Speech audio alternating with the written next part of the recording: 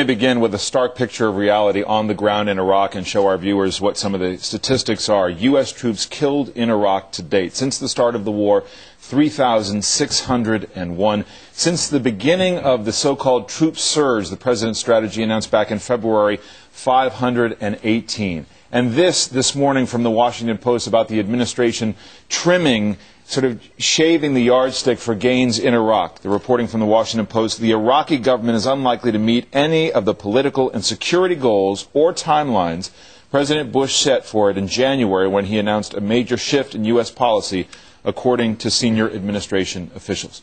What troubles you about this reality? What troubles me most is the fact that we are not focused on the real issue here. We have been captive to a violent, continuous cycle of uncontrollable violence produced by a sectarian war, a civil war. As General Petraeus has said, he said it in a number of settings, committee hearings, others, there will be no military solution in Iraq. Well, of course there will not be. Our focus should be on a political accommodation in order to break this cycle of violence, to stop it. And there will be no other way to do this, is to find some way to focus our resources and harness our energies and the energies of the region and the international community on that focused issue. Now, is there a role for our military? Of course there is. But we can't continue to put our people in the middle of a civil war and think that this is going to get better or you're going to improve the situation. But Senator, the President has argued that political accommodation, political reconciliation can only happen when there is a level of stability and security in the country for that to emerge. That still hasn't been accomplished yet. Well, I think we have inverted the process. Of course, security and stability that requires a military force is part of that. But parallel to that, but more central to that, is how do you get to the core issue here, and that is how do you break the cycle of violence? And until we regionalize and internationalize this, and until we go after that accommodation, for example, we're not only not making progress or seeing progress made by the Iraqis, but they're going backward. There was a report last night that there may be a test vote in the 275-member parliament in Iraq next week about whether they have confidence in the Maliki government. If the Maliki government would not get a vote of confidence, that would be disastrous. Let's provide some context here. 74 members of parliament have boycotted, as you say, the 275-member body. There's 12 ministers from the 38-member cabinet no longer attending cabinet meetings. There was an oil revenue law where they would share between Kurds, Sunnis, and Shiites that was passed, but without Sunni participation, which renders it virtually meaningless, and the agreement on the oil revenue part has still not been struck. So this is that fundamental question for the government of Nouri al-Maliki. Can he actually govern a unity government? Do you still have confidence in his ability to do that? Well, it's not so much do I have confidence. It's not even so much does the United States have confidence. Those are uncontrollables that we can't control. We must factor in.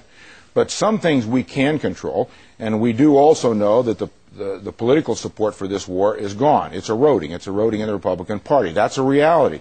So we're going to have to move towards some new strategy, some new policy that must be focused on political accommodation. And I don't see any other way out of this, if for no other reason, David, as the generals have told us, when we get to April of next year, the rotation cycle will be so damaged that we won't have the manpower to be able to continue to extend these deployments, and we just won't have the capability to be where we are today. Now, that's a reality. That isn't subjective. That's a reality. We need to get out ahead of this. We need to bring in the regional, just as the Baker-Hamilton report noted, the regional formalization of a regional security effort, internationalize this, probably, as I've said, through international mediator and the auspices of the United Nations. We're not only not making progress, but we're going backwards by every measurement in Iraq. What are you waiting for? Because you've been looking at this for some time. What dynamic in the race or in events in the world are you waiting to see before making that decision? Well, two things. One, I do think some of us who hold real jobs now have some responsibility to focus on those jobs. I think this presidential race got started absurdly too early. And the media and others are concentrated on Bill Clinton walking in a parade with Hillary and will Bill overshadow Hillary. I think the country would like to know a little more about how Hillary and the media would ask her the questions about how she would get us out of Iraq and some of these other questions. My friend John McCain, the media has just written him off because he didn't raise as much money. John McCain is one of the most qualified candidates ever to come along to be President of the United States. Now that's a sad, sad commentary on our system when the focus is on who can raise the most money, not who is best qualified, who has the best solutions for the future of our country. I wasn't going to put myself in that situation early on. I think someone should be paying attention to Iraq, should be paying attention to entitlements, to immigration reform, some of the things that we should be focused on. Now, I understand the political realities. I can't change those. But what I do control in this business, which is very little, I'll keep that control. And so that's essentially why I made the decision. You raised Senator McCain. You were obviously a stalwart supporter of his back in 2000. Do you still support him for the presidency? Well, I haven't thrown my support behind anyone yet. If I'm not a candidate, then I may. I don't know. We'll see. But we've got many, many very good candidates, by the way, in both parties. You look at Joe Biden and Chris Dodd, two of the most experienced, qualified people to ever come along. Unfortunately, they're not, at least according to the polls, not getting much traction.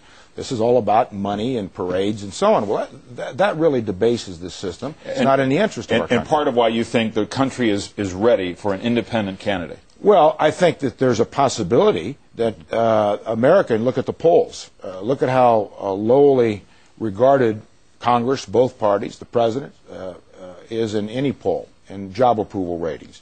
Look at the question in your poll, by the way, the Wall Street Journal NBC poll 2 weeks ago. Right way, wrong way. Is America going in the right direction or the wrong direction? 18%, historic low, said America is going in the right direction. That means America's lost confidence in both parties and its leadership.